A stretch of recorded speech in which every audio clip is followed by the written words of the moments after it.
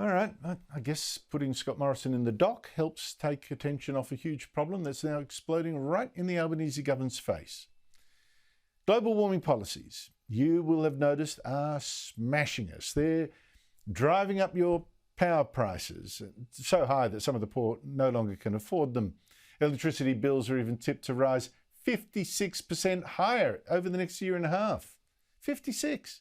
Gas up 44%. And that's because, well, that's despite the fact that the governments have been spending billions in subsidies on renewables, but those renewables still are not replacing all the coal-fired power stations that are meanwhile being forced shut. And the government's solution now is so desperate, straight out of communism. It's set a maximum price that coal and gas companies can charge. And the big miners are naturally outraged after risking billions of dollars in investments, hoping for this payday and suddenly price controls. Companies like Shell and Woodside Energy, they say the government's planned price cap is already causing chaos, and that could stop investment in the new coal and gas projects we desperately need. We were on the verge of signing a deal last week, and then when this market intervention, rumors of the market intervention were floated, the customer said, actually, we're not comfortable signing the deal. So that creates tremendous uncertainty for us. And as we think about, planning future investments, the things we can do to bring new supply online.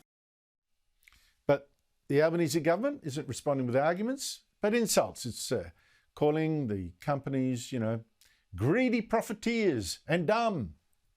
I think this is the dumbest game of chicken that they've played. I mean, for months we've signalled this is a serious issue. For months we've signalled that we cannot have a situation where households have to make a choice about whether or not they heat their homes. So don't expect any compromise when the Prime Minister meets the gas company's head of Parliament tomorrow, which has been recalled for one day to approve the government's price cap. Joining me is the National Senators. Senator Matt Canavan, a former Resources Minister. Matt Canavan, thank you so much for joining me. The Prime Minister is meeting the miners before you're all gathering tomorrow to put through this legislation, but there's no way they're going to stop him, is there? Well, who would know here, Andrew? I remember not that long ago a Labor government, the last Labor government, having a big hoo-ha with the mining industry, and they did fold eventually. They did fold. They tried to come to some kind of deal and arrangement. They had to change Prime Minister to do that. But who would know? I mean, the legislation that the Labor Party has tabled is the likes of which we have never seen outside of wartime in Australia. We are not at war with Russia, and Russia doesn't supply our energy. This is a ridiculous piece of legislation that would really only be, that you'd think, come from an African tin pot dictatorship. It's weird, isn't it, Matt? I mean, there was, before the election, Anthony Albanese claiming he was sort of in the mould of Bob Hawke. No, it's not. It's in the mould of Gough Whitlam. You might recall that in 1973, Gough Whitlam tried to pass at a referendum a new power to give the Commonwealth the power to set prices. And here's Albanese doing exactly that. How do you work that out? Well, perhaps we should actually take what people say and act on that, because if you remember, Anthony Albanese a few years ago made that statement that he really is just in Parliament to fight Tories, and that was really from the heart. If you remember, he was in great distress over his mate Kevin Rudd. He was crying. Getting rolled as Prime Minister, and he really revealed his inner self, that he's not in politics to improve the standard of living of the Australian people or care about our business and prosperity. He's in politics to fight Tories.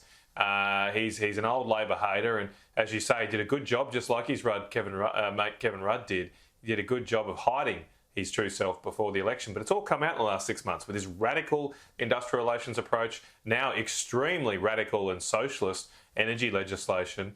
And I think the Australian people are going to wake up to this. This is not the bloke they thought they voted for 6 months ago. Well, look, if you think you can set prices for coal and gas, why stop there? You can set prices for petrol, you can set prices for milk, for beef. You can. What's to stop you? The principles. Interest rates, cap interest rates. It's bizarre. Let's do it all. But excellent. Why not? Andrew, why not? In fact, that was this is the policy Clive Palmer took to the election. Clive Palmer took to the election a policy to cap interest rates.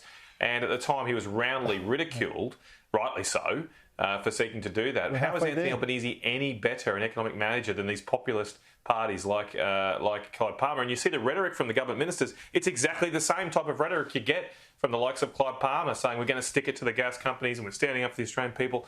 All this rubbish that is going to face a real check with this thing called reality in the months ahead.